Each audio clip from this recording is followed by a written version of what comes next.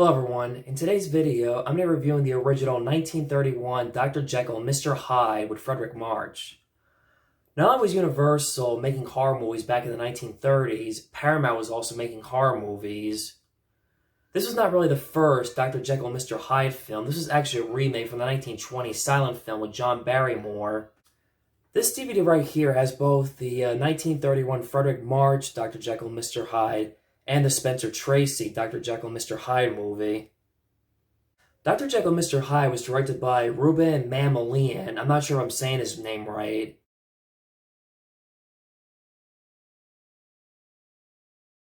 He also produced the film. The screenplay was by Samuel Hoffenstein and Percy Heath. The movie is based on the book, The Strange Cases of Dr. Jekyll and Mr. Hyde. It was written by Robert Louis Stevenson in 1886.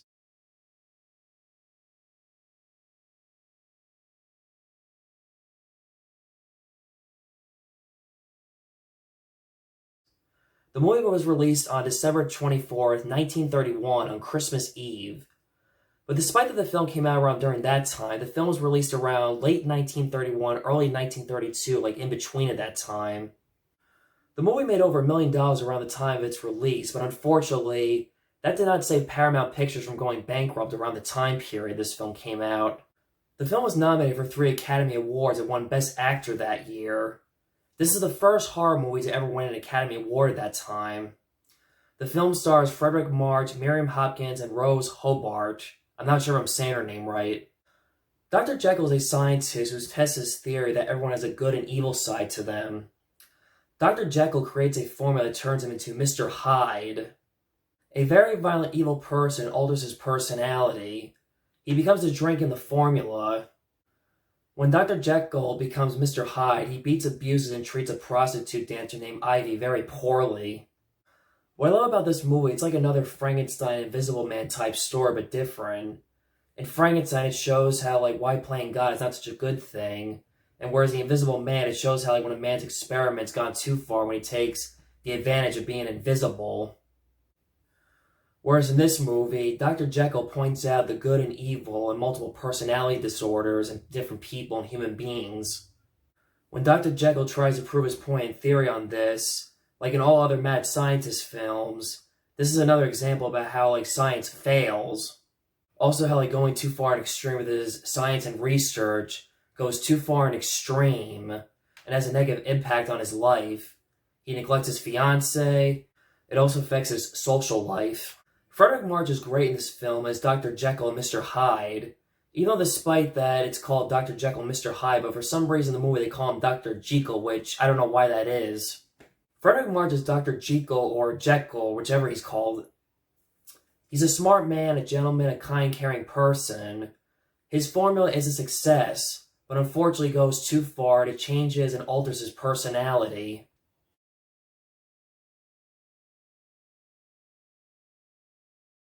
When he plays Mr. Hyde, he's an asshole and a dickhead.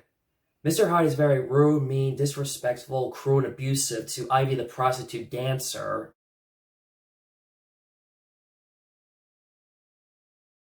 His performance in this movie shows why he won the Academy Award for Best Actor.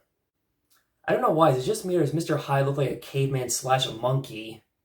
The transformation scene when Dr. Jekyll becomes Mr. Hyde, it's very well done and very cool how they were able to pull off that transformation scene back in the 1930s.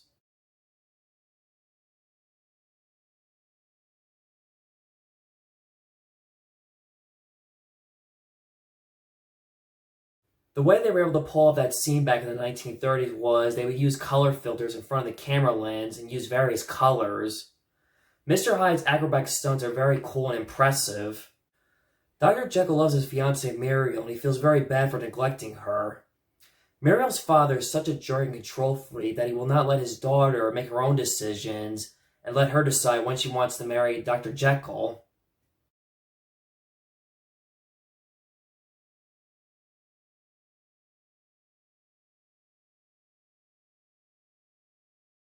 Just like in The Wolfman, when Dr. Jekyll turns into Mr. Hyde, he has no choice. Dr. Jekyll feels guilty for his sins and crimes he committed for killing Ivy the dancer. Dr. Jekyll's friend, Dr. Lane, despite being his friend, but is shocked and mad and angry, disappointed Dr. Jekyll for creating the monster inside of him. Even though Dr. Lane does not want to turn his friend in, but he has no choice and will not keep his friend a secret because he does not want his reputation ruined.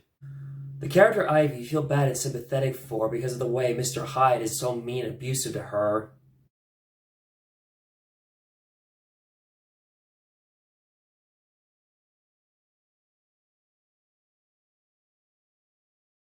This is a pre-code movie before the Hays Code, when Hollywood would eventually restrict Hollywood on censoring what to do and what not to do in movies.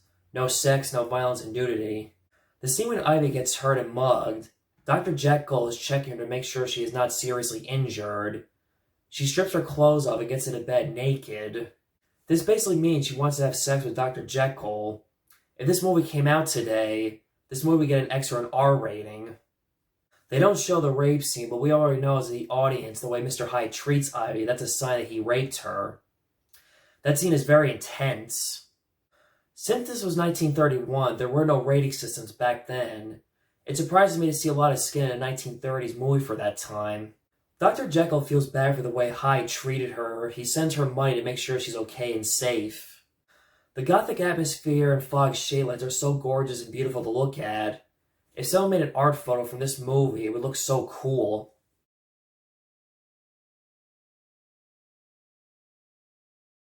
This movie has great camera POV shots, like when the camera is spinning around when Dr. Jekyll turns into Mr. Hyde, for example. The Butler Briggs is like the Alfred of this movie, and this was way before when the Batman comics were published, not until 1939.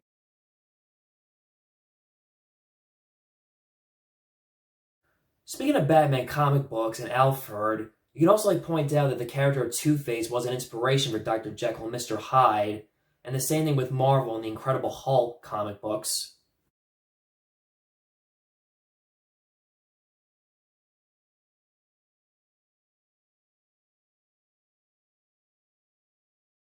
As I mentioned before, this was the first horror film to win an Academy Award, and ever since then, there have been other horror movies that either won or were nominated for Academy Awards, like Rosemary's Baby, The Exorcist, Jaws, The Omen, Alien, Aliens, An American Werewolf in London, The Fly, Misery, The Silence of the Lambs, The Sixth Sense, The Black Swan, and Get Out.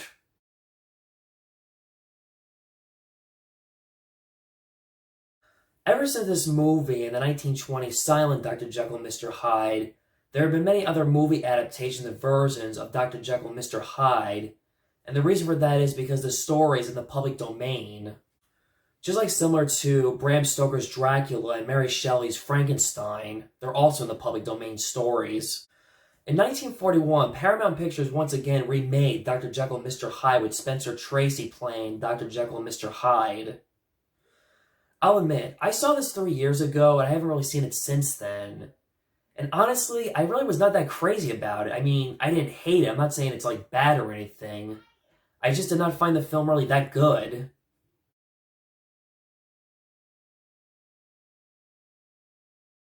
Spencer Tracy's performance as Dr. Jekyll and Mr. Hyde was not really that superior compared to Frederic March's Dr. Jekyll and Mr. Hyde.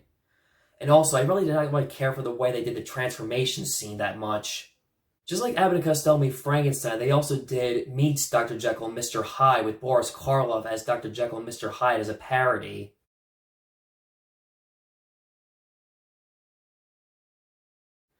There was also a Bugs Bunny cartoon where basically Dr. Jekyll takes Bugs Bunny and adopts him, and Bugs Bunny's like confused, not knowing the difference that Dr. Jekyll and Mr. Hyde are one and the same person. It's so funny and hilarious.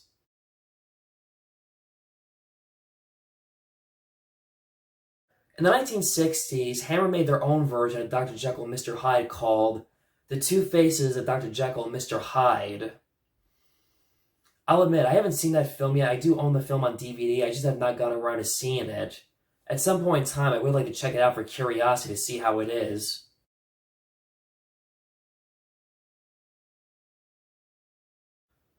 I've also never seen the John Barrymore 1920 silent Dr. Jekyll and Mr. Hyde, and once again, I'd like to watch and check that out for curiosity to see how it is.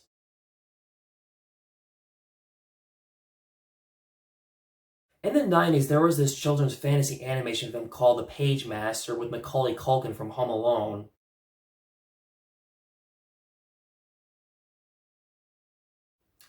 I only saw that once when I was a little kid, but I remember there's a part in the film where, in the fantasy world, the character Macaulay Culkin meets Dr. Jekyll and Mr. Hyde.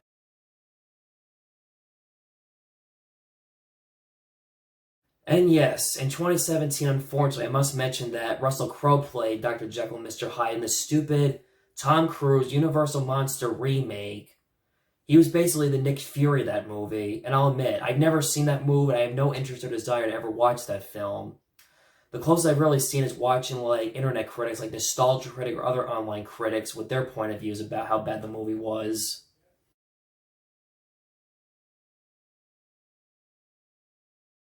That piece of garbage was trying to That piece of garbage Tom Cruise Mummy remake by Universal was just basically like an attempt to make the Universal Monsters like a Marvel Cinematic Universe Avengers type movie that just didn't really work out that well.